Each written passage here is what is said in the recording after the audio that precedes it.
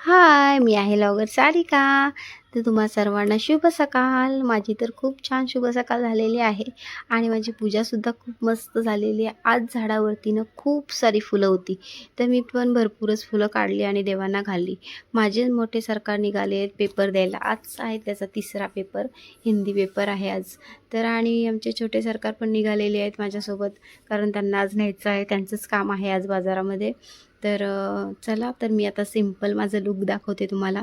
छान ॲब्रो करून घेतला, मी स्वतःच ॲब्रो करते. तर ॲब्रो कशा केला तेही सांगा मला. आणि ही आहे माझी लाईट लिपस्टिक. आणि मग पावडर वगैरे लावली, छान छोटीशी टिकली. आणि मग लावूया आपण सिंदूर. सिंदूर आणि टिक्का लावल्याशिवाय तर आपल्या लग्न झालेल्या बाईला शो येत नाही. तर मला तर टिक्का लावायची सवयच झालेली आहे खूप लहानापासूनच. तर मस्तपैकी मेकअप केलं आणि मग आलेली आहे मी मंदिरामध्ये. तुम्हाला तर माहितीच आहे, मंदिरामध्ये सकाळी जात असते मी. आणि आज देवीसाठी आलेली आहे छान अशी सोनचाफ्याची वेणी. आणि ही देवीला वेणी घातल्यावर देवी इतकी खुश होणार ना, खूपच खुश होणार, कारण त्यांच्या आवडीचं आज फुल आलेलं आहे त्यांना, सोनचाफा. आणि तो सुद्धा सुगंधी सोनचाफा. तर आज देवी माझ्यावर पण खुश होणार की आज मला मस्त सुगंध मिळालेला आहे. तर अशा प्रकारे माझी पूजा झालेली आहे मंदिरामधली. आणि मग आता आपण जाणार आहोत माझ्या मिस्टरांच्या दुकानामध्ये.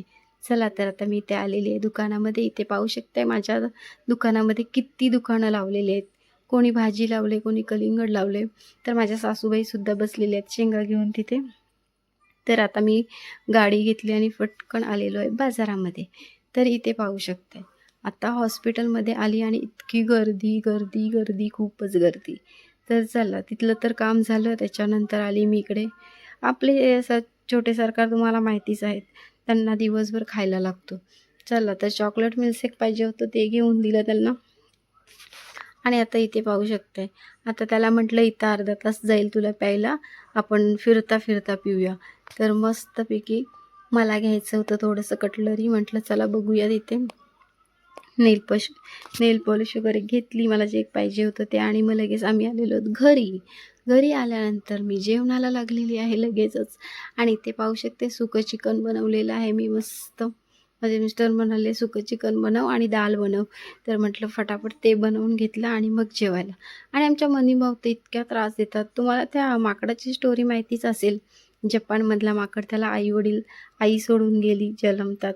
तशीच ह्या आमच्या मनीभाऊची सुद्धा कहाणी आहे. तिलासुद्धा आमच्या अंगणामध्ये असंच कोणीतरी सोडून गेलं आणि तिला